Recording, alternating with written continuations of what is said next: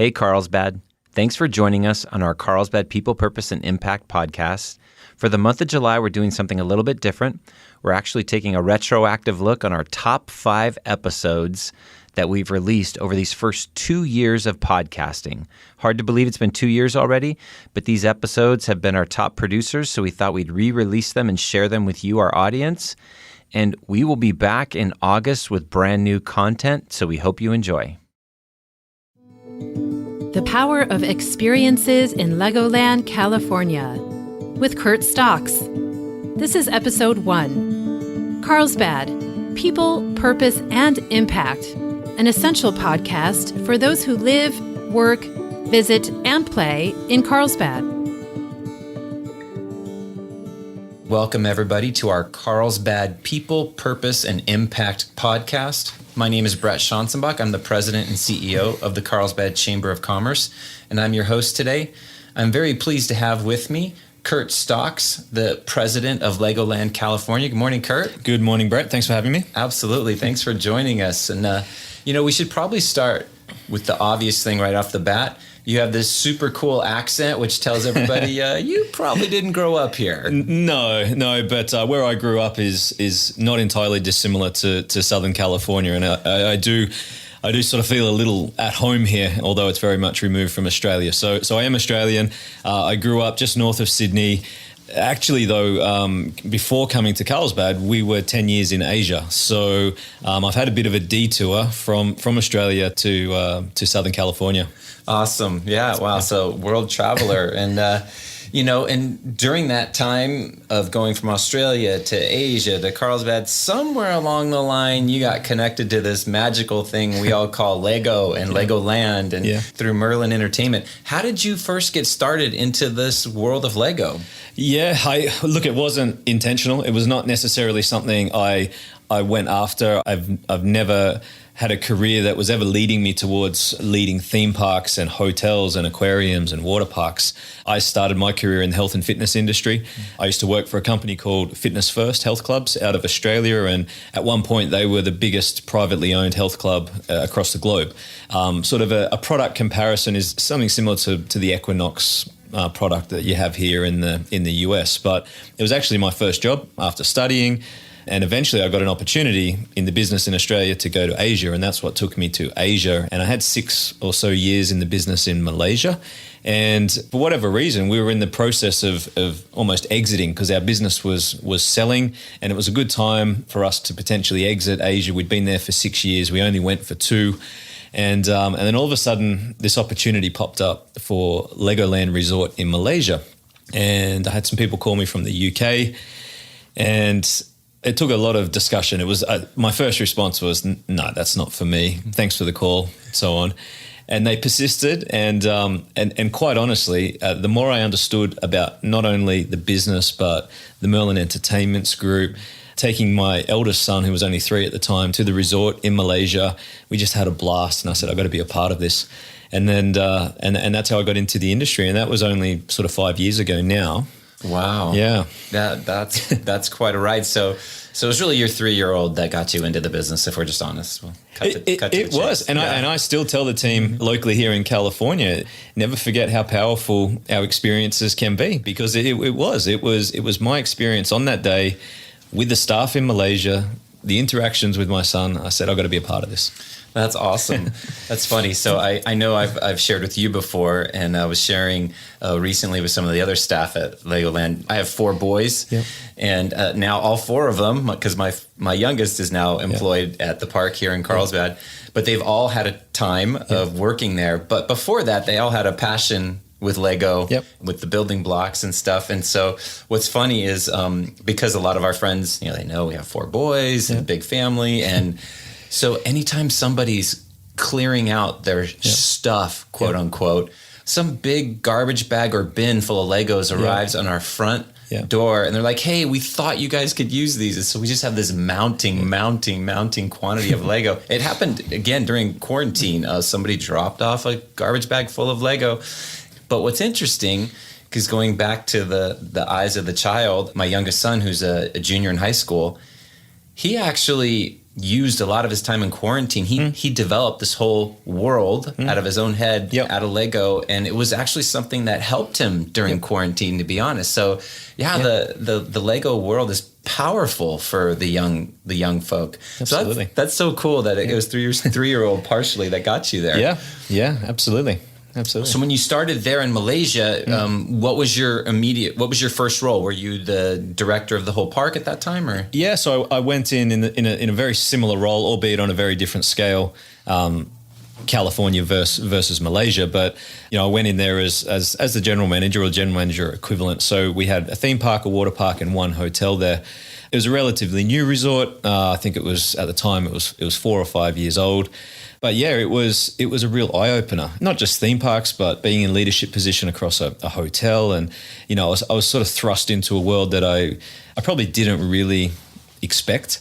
Our industry, the nature of what we do in the theme parks, we take the lives of our staff and young children into our hands and we put them on the rides, and I probably didn't have an appreciation for how much focus and intensity and responsibility there was from a safety perspective. And that's something that I learned very quickly, and it's now part of, I would say, almost the DNA. But that was a big change for me. Lots to get used to coming from fitness industry. Yeah, well, that's interesting. That is fascinating, because I don't think a lot of us who are just patrons take it for granted. But you have a whole different role of being the kind of the guy at the top of the food chain, so to speak.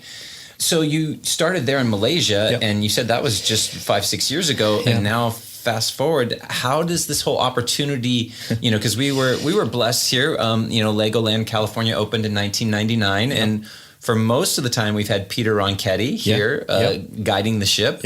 And Peter's a great guy, and just a couple of years ago he retired. That's actually less than a couple of years ago. So how did it come up from you being in Malaysia to a relatively young Lego theme park to this one? Is this the most, absolutely, the oldest? It's not the oldest, but it's the biggest, in every metric by a long way. Okay, so how did that happen that you jumped from there to here? It was a little bit of timing. It was a little bit of opportunity. I'd like to think that I'd done some good things in Malaysia that positioned me to come here. But I was pretty upfront with Merlin when I joined, and we'd had, like I said, 6 or 7 years in Asia at that time, and we saw another 3 to 5 years maybe. But the nature of the Merlin group and the fact that we were operating, I think at the time, 7 resorts across the world, it was always in the bigger picture for us to probably do one more stop maybe before we go back to Australia at some stage. And as I looked across the portfolio as the new guy, it was sort of California that was probably the one that really grabbed my attention. Sure. At that point, I had no idea how big it was. I had no idea the history here, and it's a real juggernaut. But over time, I spoke with Peter a lot, because we'd go to meetings and we would always catch up for a beer, and he really talked so passionately about the business here and how exciting it was. And then when he told me one day that he was planning to retire at the end of the year, it was perfect timing for me. And I was more than happy to take the opportunity when it came up. Oh, that's fantastic. So now let's fast forward, and it was I believe late 2019 when you moved your family. Yeah, it was January 2020. January of 2020. Wow. Yeah. So here you are, you move your family all across continents to a whole new world, to quote some other theme park, which we won't mention. And and then February, March hits of 2020, and this thing called COVID. So how has that been for your family? Like, it's just your kids, they're uprooted, they're coming to a new environment, and then boom, shut in. Yeah, it was tough, completely unexpected. For all the things that could have happened when we considered the move to California, this obviously wasn't even a consideration at the time. So I arrived, I think, mid-January. Family arrived at the end of January after spending some time in Australia, and it was 5-6 weeks later that we were on lockdown, but there was obviously a build-up at that time, and it was becoming pretty evident by mid to late February that there was going to be a challenge at some point. Yeah. Not for a second did we think that we would be closed or locked down for 13 months. Right. But out of it all, it's actually my son, our eldest son, who was the only one who was at school at the time, who I actually felt for, and He's a very social kid. He loves his sports. He gets on well with everybody. And the least of our worries moving to the US was him and having to change schools and all that sort of thing. No problem. We didn't see an issue whatsoever. But he's the one that's been most impacted. Sure. Because he had 2 weeks of school before they went into remote learning. So he didn't really know anyone. He didn't know the kids. And then all of a sudden he was shut off. So it was difficult, but hey, we've come through it. Yeah. Well, kids are resilient, and that cannot be an easy thing. But hopefully now that he's getting back into that social aspect, he can make some good friends and do all those things that you expected would have happened a year ago. Yeah, he's it's just a little bit of a gap in history, I guess. But he's fine now. Back to school, back to sports. It's business as usual. And then, of course, on the professional side, here you come, whole new park. Yeah. Like you said, it's the mother lode for Legoland. And then a couple months after you get here, I mean, something, as you pointed out, nobody could have predicted, nobody could have anticipated or even planned for. COVID hit. So what was that like for you with Legoland? And, you guys are one of the biggest employers in Carlsbad and in North County. And just walk us through that a little. Yeah, well... It was a tough period. I guess the benefit we had as a business is that we were operating all over the world. We had businesses in China, we have a resort in Japan, and obviously Malaysia, and they were the early days that's where obviously coronavirus was really picking up early days. It hadn't really come to the US when we were sort of starting to think, well, what if? So fortunately for us, by the time we actually got the word that we needed to shut down, we were pretty well progressed with our planning, and we knew it was coming. I'd like to take a moment to acknowledge the sponsor of today's podcast, Tri-City Medical Center, our very own around-the-corner, state-of-the-art hospital, serving the communities of Oceanside, Carlsbad, and Vista. 60 years of the very best in cardiac, stroke, orthopedic, primary, and emergency care. Featuring the best doctors, the best nurses, and the best support staff, they have provided incredible care for our community, day in and day out for decades. That's a lot to celebrate. To find out more, go to tricitymed.org and see for yourself who they are and what they can do for you and your family. That's tricitymed.org.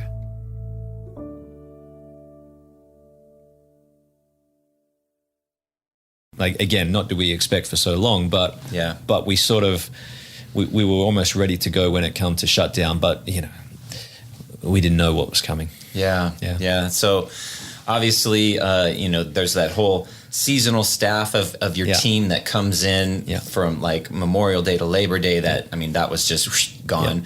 But then you have a lot of other staff that's typically there year round. I'm sure some of those had to, I don't know if they were laid off or furloughed or however that works, but I'm sure some of those had to be temporarily put on the sidelines. Have you had any difficulty restaffing up as you've gone to try to reopen? Well, yeah, it's been a challenge for everyone. Yeah. However, I think we've been a little bit lucky, and I'm happy to explain that. I think, first of all, though, this term furlough, I'd never heard of a furlough before March last year, and I think a lot of people are the same way. And it became front and center in just about every discussion we had for probably 6 months. Sure. But you're right. At summer peak, we would normally have around 3,000 staff. Right. Obviously a big wave of seasonal staff that would come through. Off peak times, maybe around 2,000 or so. So we were at the time we were gearing up for spring. So it was sort of our second biggest wave of activity for the year. So we were well and truly over 2,000 staff, and a lot of our seasonal, what we call our variable workforce. Obviously, there was no work for them, so we had to separate from them. Fortunately, though, most of our permanent salaried staff, we were able to put on furlough and maintain their benefits. Nice. And we did that right throughout. And that's a credit, hopefully, to our planning, but also to the Merlin Group overall that they recognized. A business like ours, you can't replace a lot of the experience and skills that exist in that business quickly. So we knew we had to protect that core workforce, and I think we did that. We saw close to 70% of furloughed staff return. Nice. So we had almost 1,200 staff furloughed for 12 months. Wow. And to get 70% back was really nice. And then since then we've been recruiting. We had to move very quickly, but fortunately we haven't seen a lot of the same issues that a lot of the industry have seen. Yeah, well, and like I said, your most recent recruiting netted my youngest son. He's excited. Yep. He's a ride operator there, and he's having a lot of fun. And well, and what's interesting, so we know that last summer of 2020 was wiped out. Yep. But from my perspective as a parent, my son was 16 last summer, and that would have been his first year with quote unquote a real job, and that opportunity for his age was gone. Yep. Nobody from that age got that chance last summer. So here he is now, a year later, getting that first chance. So he's loving it, which is really, really fun. Yeah, absolutely. So we had a really exciting grand opening on May 27th of Lego Movie World. And I know it was like a year coming because we were I think it was about a week away from it opening in 2020 before the shutdown order came. But super exciting. So tell us about the new Lego Movie World. Yeah, well, as you mentioned, we were almost ready to go in 2020. And I guess out of all this, that could be one of our lucky breaks that we didn't, go ahead and get everything launched and then go into shutdown. So Lego Movie World is alive and it's obviously been launched, and we've had a really, really successful launch campaign just ahead of Memorial Weekend. And the land itself, it's the biggest investment that we've put inside the park since we opened in 1999. So to be able to take something as iconic and powerful and loved as the Lego Movie franchise and put it into theme park mode, if you will, has been a really, really exciting exercise, and we're pretty proud of what we've got. Yeah, I agree with you that it is a beloved movie series. The movies are just a kick and so popular, and I think this will go really well. And it's interesting because you mentioned it's the biggest investment in the park with inside the park since it opened. But that process of reinvesting and reinventing yourself, and whether it's a small piece or that never ends for you as a theme park. No, it doesn't. Our business is very capital heavy in terms of investments, new investments for new attractions like Lego Movie World, but also development of the resort. So new business development opportunities, additional hotels, additional gates like our Sea Life Aquarium. What other opportunities are out there for us? So, I think that's forward thinking, but then also from a capital perspective, our resort is enormous, and rides are not cheap to maintain. Lego bricks are not cheap to maintain, and they're not cheap to rebuild and replace. So, we spend an enormous amount when it comes to what we call brand health, maintenance, capital investments year on year. It's not just sort of what you see in the newspaper every day. It's a lot of behind the scenes stuff as well. Yeah, and it never ends. So at this point, how are you feeling, like hotel occupancy coming back and how that is looking to project into the summer? How's it looking at the moment? Well, it's looking very good, all things considered. It was only middle of February, really, that we were having pretty honest conversations that we may not get open in 2021. Wow. We were close to 12 months closed down at that point. We're on the back end of that second stay-at-home order, which sort of tipped over into the new year. And then all of a sudden, things started to move in the right direction, and we got our hotels open in middle of February, albeit on a restricted basis, and we started to do some makeshift park activities, which were very popular because people just wanted to get out of the house, and then we got the word that from the 1st of April we may have a chance to open. So it all happened incredibly quickly for us. But as things stand now, our hotel bookings are phenomenal, and we're seeing extremely strong pace against what we had in 2019. Our park is still restricted in terms of capacity, so it's we're selling the tickets that we've got available, which is great, but it's very hard to get a read on what the true recovery is, and I don't think it'll be until end September, early fall that we get a real sense of where we are against 2019. Sure. Well, it was very exciting to be at the Lego Movie World brand opening, and I've shared this with other folks. I know you're new to Carlsbad, but I only got to my role here a year before you did, and I've been doing a lot of study and analysis, and really I think that Legoland is kind of the linchpin to the entire region's tourism industry. Yep. And as I study, I've done some of my own analysis, and since LEGOLAND California opened in 1999, we've had 1.5 hotels open every year since, and continuing if you take like about a 10-mile radius around Legoland. I mean, it just drives so much. You already mentioned how many people you staff and employ, but all the hotels that feed into it, all the restaurants that benefit from those hotel guests, downtown Carlsbad's full with Carlsbad Village is full with these boutique retail shops that cater to those tourists as well. So being there and just feeling the energy and the excitement of the Lego movie world opening, you almost felt like it was like a fresh breath for the whole regional economy, to be honest. And it's exciting to see.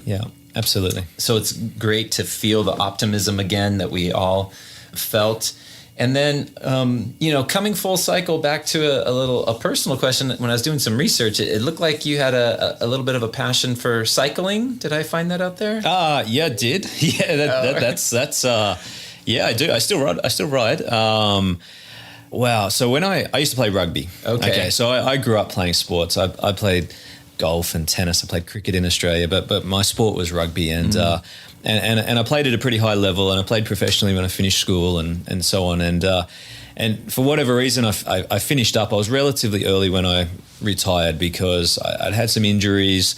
I sort of had work opportunities that were coming up, and I said, okay, it's time to finish that up. And one of the first things I did was I brought a bike. I wanted to get into, I bought a road bike. I wanted to get into triathlons and so on. And I got right into that, and I loved it. And I did some half Ironman triathlons. And nice. But I wasn't really enjoying swimming and running.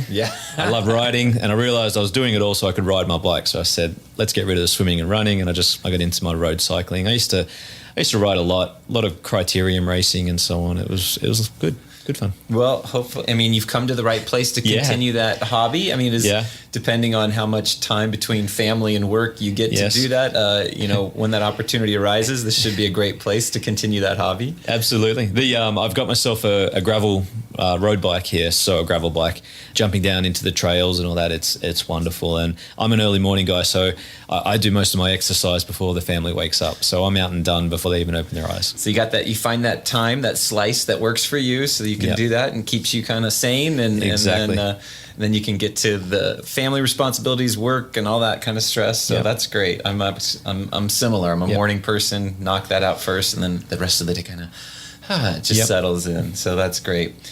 Well, we're very excited to see Legoland get back on track. And I did want to ask, typically 4th of July is a big day of celebration in the Legoland. So what kind of things are you expecting this year? You guys going to have fireworks again? And yeah, we are. Absolutely, as long as the city approves us. We will have fireworks. We call it Red, White, and Boom, and I think that's what it's always been called here. So I haven't seen it yet.